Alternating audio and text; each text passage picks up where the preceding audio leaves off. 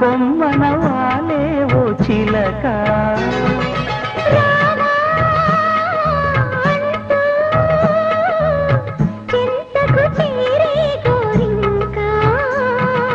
రెండు చేరి గూడే కట్టి హాయిగా ఉన్నాయి.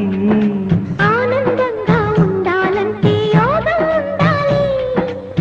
తీయని పొందుల తేనెల విందుల కలయికలన్నీ కలగా మిగిలి మదిలోనా ప్రేమ ఉయ్యాల హాయి జంపాల ఒకరికి ఒకరుండగా